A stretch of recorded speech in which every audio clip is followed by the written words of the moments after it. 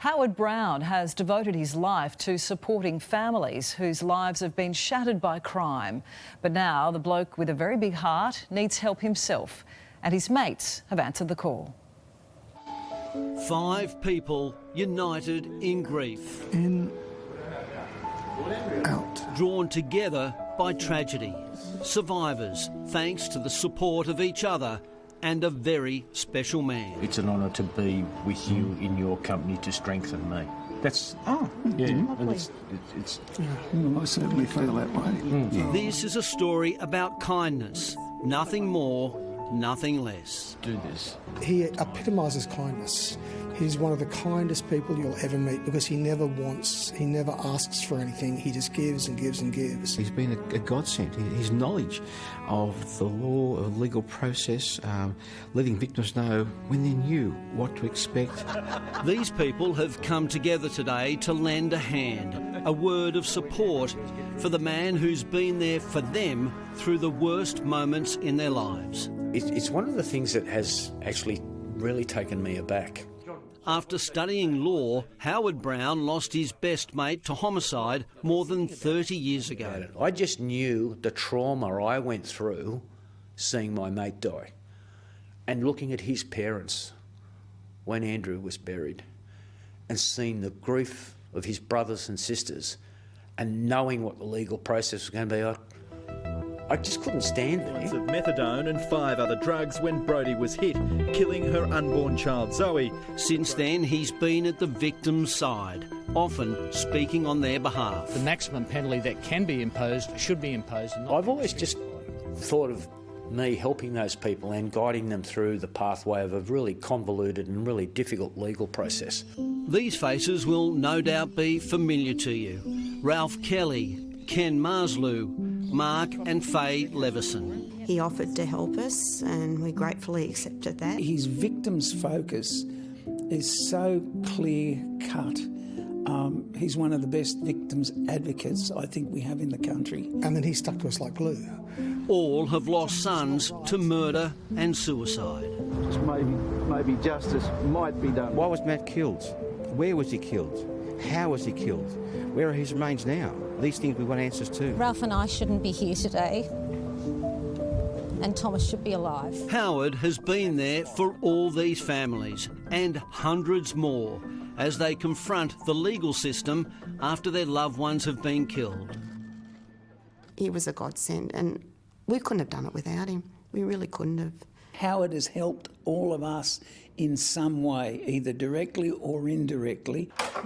Morning! Welcome to the... Today, they've come together to give back, to support the man who has been their rock. Never ever once considered what those people felt towards me. A few months ago, Howard Brown suffered a shocking injury. I was at my local Woolworths. I sustained this massive pain in the back of my leg. I thought I'd been stabbed. It was a ruptured popliteal aneurysm behind his knee. A balloon in the veins and the arteries, and it just let go. Howard was rushed to hospital.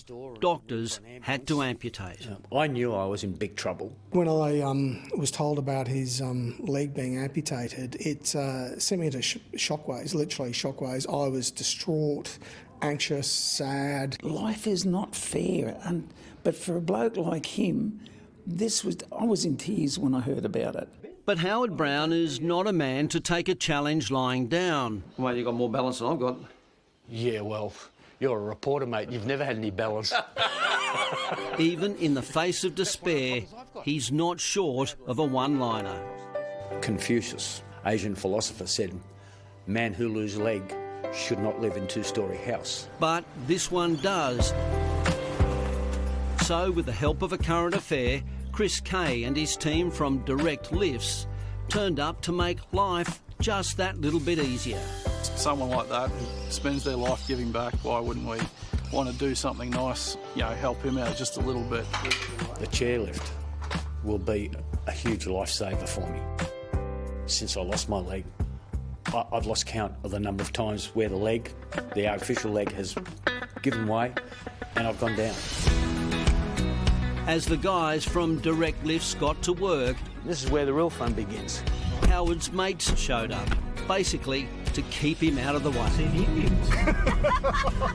How are you, Marissa? With no time to waste, it was off for some physiotherapy. Just tap it, he's upright. Do little steps for me. Westmead Hospital's Narissa Grebbett has taught Howard how to walk again. He's going really well, really persistent with his therapy. He tries really hard, he works really hard, and he does all his exercises at home, so we can't ask for more than that. It can be a struggle, but it's a battle Howard Brown is up for. No pain, no gain, no. Making it all the tougher because he's 66 years old, he's too old to qualify for an electronic prosthesis. But as far as the government is concerned, it doesn't matter how fit and how healthy and how productive you are in the community. They just look and say, well, mate, you're over 65, lots of luck. I've got some WD-40 in the car, Howard. Need more than that, mate. Howard is now in an unusual position where he's being forced to accept help rather than give help. There's trouble. G'day, mate, how are you? After the workout, a welcome drink, a bite to eat, and lots of catching up. Because they're talking to him in court. Before it was time to part ways. Arriving home, we find the guys from Direct Lifts have been hard at work. Looks fantastic. Yeah, good. You want to go for a ride? Well, I guess I'm going to have to, aren't I? I think so, man. You're going to have to learn how to use it? Yeah. Now you can put your handrails down. After a few quick pointers, You're going to hold it down the entire time that you're going, okay? he's off. Just hope it doesn't come down twice as fast. Make no mistake, this will change his life. I have been blown away at the number of people who I've helped who are all of a sudden coming back saying, what can we do to help you? It's very humbling. He gives. He never takes. He just gives and gives and gives. He keeps saying that, well, you know, you've lost a child. I've only lost my leg. And you can be sure the next family that needs Howard's help, he'll be there. Yes, there's going to have to be some changes, but geez, there better be very small ones because I'm not going to let this interfere with what I have to do. You can't change what's happened, but you can change the way you think about it. And just because something terrible happens, that shouldn't be the defining part of your life.